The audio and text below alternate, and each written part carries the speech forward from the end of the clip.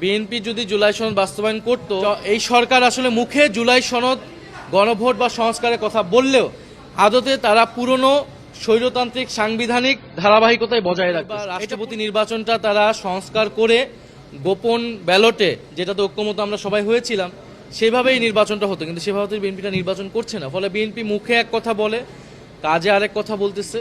আমরা এর আগেও বলেছি যে এই সরকার গণভোটের রায়ের সাথে প্রতারণা করেছে, জনগণের সাথে বিশ্বাসঘাতকতা করেছে, গণতন্ত্রের সাথে এবং আমাদের তাবৎ ফ্যাসিবাদ বিরোধী আন্দোলনের সাথে প্রতারণা করেছে।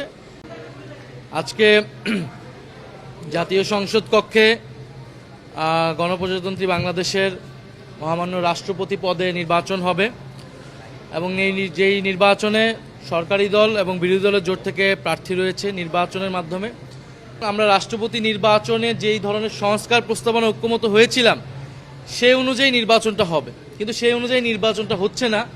ফলে সেই জায়গায় আমরা আমাদের যে সংস্কারের আকাঙ্ক্ষা, সেই আকাঙ্ক্ষাটায় ধাক্কা খেয়েছে।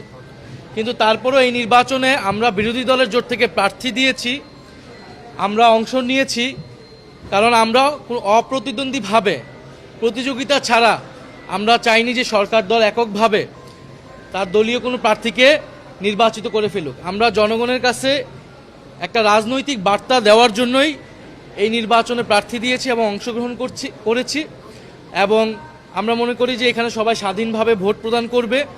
এবং যেহেতু এটা অধিবেশন নয়, এখানে কিন্তু এর আগে চিফ হুইপ একটা বক্তব্য দিয়েছিলেন যে ৭০ অনুচ্ছেদকে কেন্দ্র করে, ফলে সেই ৭০ অনুচ্ছেদ সংস্কার হবে, এটাও কিন্তু সকলের প্রত্যাশা ছিল, ঐক্যমত ছিল।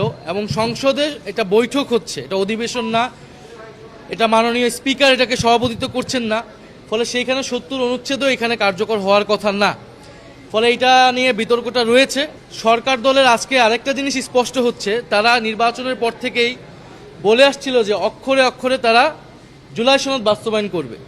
তাহলে তারা বলতেছে মুখে এই কথা, কিন্তু তারা দেখেন প্রত্যেকটা কাজ করতেছে আগের ধারাবাহিকতায়। ফলে রাষ্ট্রপতি নির্বাচিত হচ্ছে আমাদের যে ফ্যাসিবাদী স্বৈরতান্ত্রিক যেই ব্যবস্থা, যেই সাংবিধানিক ব্যবস্থা ছিল, সেটার ধারাবাহিকতা হিসেবে কিন্তু বর্তমান রাষ্ট্রপতি নির্বাচিত হচ্ছে, নতুন কিছু না। কিন্তু এই সরকার আসলে মুখে জুলাই সনদ গণভোট বা সংস্কারের কথা বললেও আদতে তারা পুরনো স্বৈরতান্ত্রিক সাংবিধানিক ধারাবাহিকতায় বজায় রাখতেছে। এটা পরিষ্কার না, কারণ এটা আজকে কোনো অধিবেশন না, আজকে মাননীয় স্পিকার সভাপতিত্ব করছেন না, আজকে প্রধান নির্বাচন কমিশনারের সভাপতিত্বে সংসদ কক্ষে একটা বৈঠক হচ্ছে, একটা নির্বাচন হচ্ছে। News desk, অন্যধারা।